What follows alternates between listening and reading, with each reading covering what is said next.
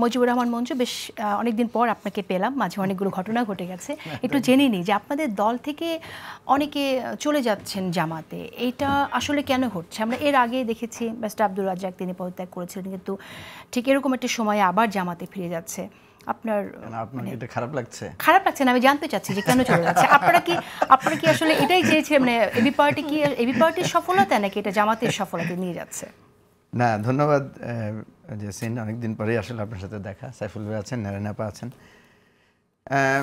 Actually আমাদের দলের যেটা আমরা সবসময় মূলনীতি বলি যে আমাদের দলে যোগ দেওয়া সহজ, আবার এখান থেকে কারো যদি ইচ্ছা না হয় বিদায় নেওয়া সহজ।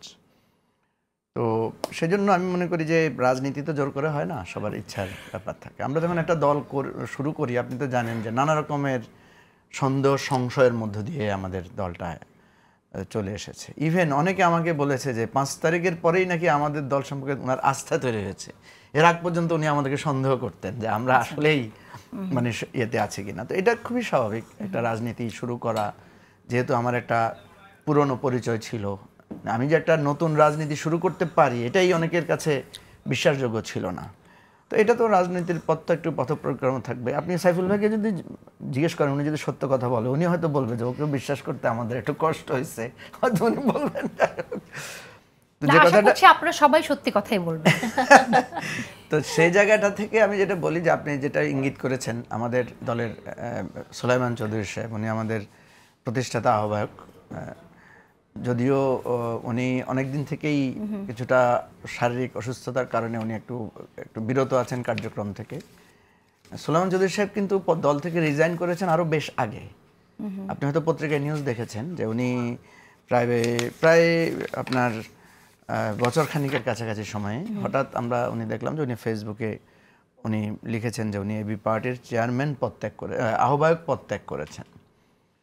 তো পরে আমরা এর বাইরেও আরো গেছেন, আমরা দিনাজপুরের যে ঘটনাটা বিরামপুরে 40 জন নেতাকর্মী জামাত থেকে এসেছিল, আবার ঠিক জামাতেই দল বেঁধে ফিরে গেলেন তারা। হ্যাঁ, এখন যেটা দেখা যাচ্ছে সেটা হচ্ছে যে ধরেন আমাদের দলে তো নানা জায়গা থেকে লোক এসেছে, জামাত থেকে কিছু এসেছে, জামাতের বাইরেও কিছু আসছে বিভিন্নভাবে। তো একটা জিনিস হচ্ছে যে ধরেন এখন তো একটা জামাতের সুবাতাস, জামাতের একটা সবাই মনে করছে জামাত একটা ভালো পজিশনে যাচ্ছে, জামাতও চেষ্টা করতেছে তাদের সেখানে যদি বিভিন্ন জায়গা থেকে লোক আসে তাহলে তারা কিন্তু আপনি দেখবেন যে বিএনপি থেকে লোকেরা জামাতে জয়েন করেছে, ধরুন অনেক নিউজ ফেসবুক আমরা দেখি। আবার জামাত থেকে বিএনপিতে যাচ্ছে সেই ধরনের সংবাদ আমরা দেখি। তো এইটাকে আমরা খুব বড়ভাবে দেখি না, বরং আমি খুব আনন্দিত হই। মানে আপনি ফিরে যাবেন না তো জামাতে? না, দেখেন, ফিরে যাওয়ার প্রশ্ন আসছে, আমার বিষয়টা একটু ভিন্ন, কারণ আমি তো কোনো দল ত্যাগ করে আসি নাই। মানে অনেকে মনে করে যে আমি জামাত থেকে পদত্যাগ করে আসছি, আমি জামাত থেকে কিন্তু পদত্যাগ করে আসি নাই, জামাত কিন্তু আমাকে বহিষ্কার করেছে। এবং আপনি অদ্ভুত কারণ দেখবেন, যত বহিষ্কারের ঘটনা আছে, মানে এটা মনে হয় ইউনিক বহিষ্কার আমার জায়গাটা, সেটা হচ্ছে আমি দলের নীতি নির্ধারণের বিষয়ে বা দলের সংস্কার বিষয়ে দাবি তুলেছিলাম বলে বহিষ্কার করা হয়েছে। তো সুতরাং এটা কিন্তু আমার জন্য আমি এটাকে রিওয়ার্ড মনে করি যে আমি তো সংস্কার চেয়েছি। দলের সংস্কার চাওয়া তো অন্যায় না, দলের পরিবর্তনের, দলের কোনো সংস্কার চাওয়া তো এটা একটা রেগুলার টার্ম। তো এটাতে আমি কিন্তু হ্যাপি। জামাত যখন আমাকে বহিষ্কার করেছে আমি এটা খুব সানন্দে মেনে নিয়েছি। তো এখন আমি দেখছি জামাত নিজেই অনেক কিছু সংস্কার করছে। তাহলে এখন কি আপনাকে তারা আবার আমন্ত্রণ জানাবে যে ফিরে এসো এরকম? না, আমাকে তো আমন্ত্রণ জানাতে তারা পারে না, দুইটা কারণে। একটা হচ্ছে যেহেতু তারা আমাকে ব্লেম করেছে যে আমি যে সংস্কারটা চেয়েছি সেটাকে তারা মনে করেছে তাদের দলে ভাঙনের চেষ্টা করেছি, দলের মানে আপনার শৃঙ্খলা ভঙ্গ করেছি। সুতরাং তারা যদি আমাকে আমন্ত্রণ জানায় তাহলে তো তাদেরকে অনেক কথা বলতে হবে যে আপনি হয়তো যেটা বলেছিলেন সেটাই সঠিক, বা আপনি তখন যে সংস্কারের কথা বলেছিলেন সেটা আমরা বুঝতে পারি না, এখন বুঝতে পারি। তাহলে তো অনেক গল্প তাদেরকে বলতে হবে, অনেক কিছু বলতে হবে। তো এটা তো হয়তো তারা বলবে না, কারণ বড় দল হিসেবে তাদের তো এক ধরনের একটা অহংকার বা একটা অহমিকাবোধ থাকতে পারে।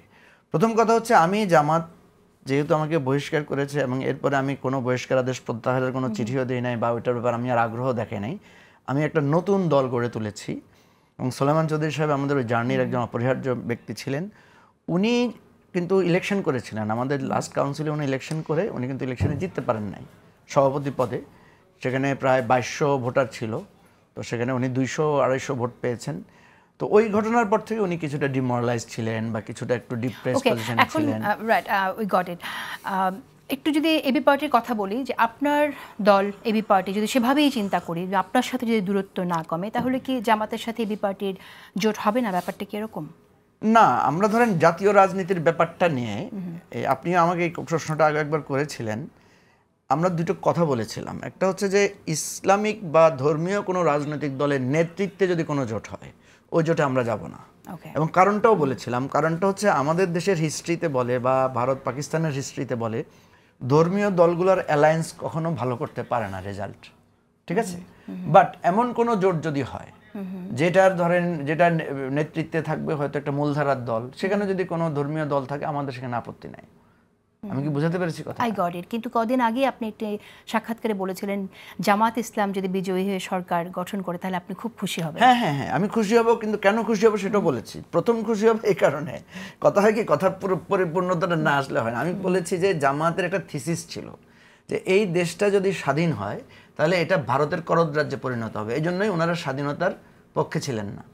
তো এখন যদি জামাতে ক্ষমতায় চলে আসে তাহলে তো ওনাদের থিসিসটা ভুল প্রমাণিত হলো। এটা তো ভারতের করদ রাজ্য হয় না, এবং ওনাদের জন্যই একটা মানে নির্বাচিত হওয়ার মতো মানে একটা বাংলাদেশ হয়েছে, এটা সরকার হলো, এটা ওনাদেরই বাংলা। আপনি দেখেন পাকিস্তানেও কিন্তু জামাত ক্ষমতা আসতে পারে নাই, ইভেন মানে জামাত ওখানে অপোজিশনও ওই পজিশনে নাই। তো বাংলাদেশে যদি জামাত ক্ষমতায় চলে আসে, আমি এই জন্য খুশি হবে বলেছি যে জামাত যে থিসিসটা দিয়েছিল যে এটা স্বাধীন যদি হয় সেটা জামাতের জন্য লাভ হবে না, জামাতের জন্য লাভ হবে না, জামাতের জন্য লাভ হবে না, জামাত প্রুভ হবে যে জামাত যে থিওরিটা দেয় সেটা ভুল ছিল। কিন্তু বাংলাদেশের মানুষের জন্য কতটুকু আসলে ভালো হবে? হ্যাঁ, বাংলাদেশের মানুষের জন্য ধরুন মানুষ যদি ভোট দেয় তাকে, ঠিক না, মানুষ যদি স্বাধীন, আমি আপনাকে বলি যে মানুষ যদি তাকে ভোট দেয় তাইলে তো এটা মানুষের, এটা জামাত, মানুষ তো নিশ্চয়ই তার কল্যাণের জন্য ভালো মনে করে ভোট দিবে।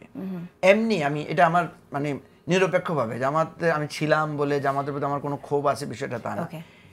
এমনিতে আমি মনে করি জামাত যদি ধরেন সাপোজ ধরে নিলাম যে জামাত ক্ষমতায় চলে আসলো, জামাত ক্ষমতায় চলে আসলে কিন্তু অ্যাপারেন্টলি সে অন্য দলের চাইতে ভালো সুশাসন দিতে পারবে, এটা আমাদের পাবলিক পারসেপশন নাম্বার 1। আপনি কি তাই মনে করেন? আমি আপনাকে বলি সেটা। দ্বিতীয় হচ্ছে জামাত যদি নির্বাচিত হয় তাহলে একটা আমাদের মধ্যে মারাত্মক ধরনের একটা বিভেদ তৈরি হবে।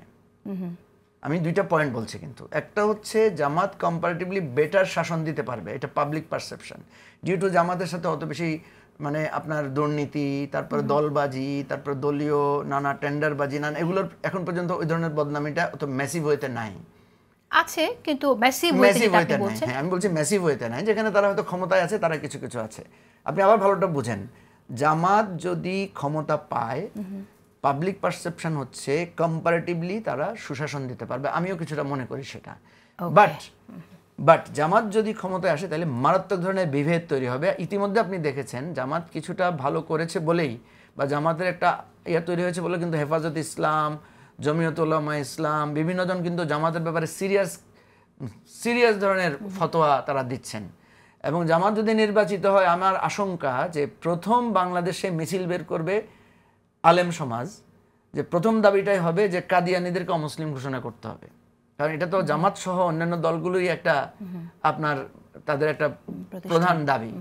এরপর আরো অনেকগুলো দাবি আসবে, যে ইসলামী শরিয়া কায়েম করতে হবে, শরিয়া বাস্তবায়ন করতে হবে। আপনার মনে থাকার কথা, আপনার মিশরে যখন বাংলাদেশি ভার্সন যেটা জামাতের, মিশরের জামাত যেটা, তারা যখন এটা ব্রাদারহুড আর কি তাদের সেখানকার নাম, ব্রাদারহুড যখন নির্বাচিত হয়েছিল তখন সম্ভবত নূর নামে একটা পার্টি ছিল, ওইটাও ইসলামিক পার্টি।